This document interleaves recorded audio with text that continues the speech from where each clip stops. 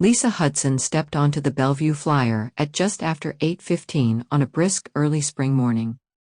The Flyer, as the locals called it, was a fancy name for a rickety old city bus that had seen little more than a fresh coat of paint and a few electronic signs added since it first entered public service in the mid-1980s.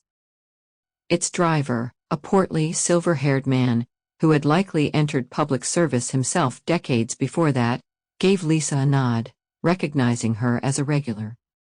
She immediately mounted the steps at the front of the bus and quickly flashed her pass, which was about to expire. Another one for the to-do list, Lisa thought, as she returned the driver's nod with a polite smile and made her way to one of the single seats that lined the right side of the bus, back to the rear door at its midpoint. As usual, the Flyer was almost but not quite full, carrying a blend of day-shift office workers, college students, and random citizens looking for a quick trip into the heart of the city with as few stops along the way as possible. There were other buses that serviced the little town of Bellevue, to be sure, but none provided as quick and direct a route as the Flyer, which only ran during the morning and evening rush hours.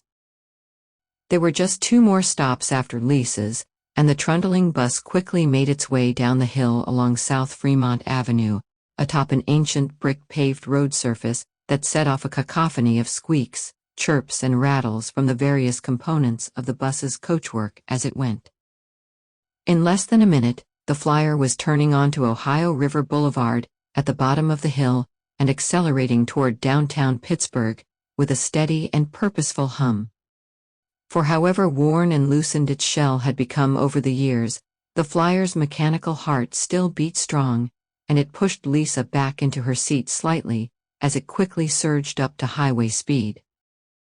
As all of this was happening, Lisa fished her Walkman, an antique cassette player that her father had given her just before she'd left for college, out of her messenger bag, and began to unwrap the headphone wire she'd spun around the device to keep it from tangling. The Walkman was in fact the very same one her father had used as a teenager in the late 80s, and he'd parted with it for very specific reasons. First and foremost, he knew that Lisa, who was fascinated by just about anything mechanical, and possessed of an inherent appreciation for the practical, no-nonsense technologies of the past, would absolutely love it.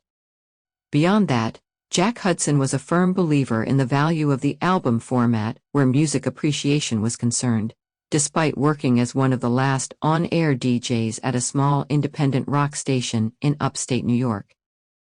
As such, Lisa's gifted cassette collection consisted mostly of complete albums, either purchased in shrink wrap or dumped to tape from CDs and vinyl LPs.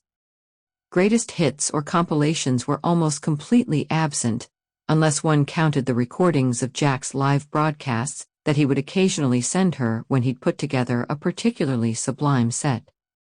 Finally, his inability to escape being a typical, worried father, despite his best efforts, had led him to conclude that the old-school music player would make a less attractive target for any potential thieves prowling the city's streets. Of course, having spent some time in Pittsburgh himself over the years, he knew that particular fear wasn't likely to ever be realized, but gladly accepted whatever comfort logic could provide, with Lisa hundreds of miles away at school. Earlier, Lisa had slid the tape containing the most recent broadcast Jack had sent her into the Walkman before leaving her apartment. It was labeled Morning Show 413, which meant that it had been recorded about 2 weeks prior. As always, there was a bit of hiss in her headphones at the beginning of the tape, but it was quickly overshadowed by the familiar tones of the station's top-of-the-hour ID chime, followed by her father's deep radio voice. Good morning, Albany. You're listening to 99.5, The River, where the music always flows. Lisa inevitably smirked a little each time she heard her father's smooth and practiced delivery of the station's admittedly corny tagline.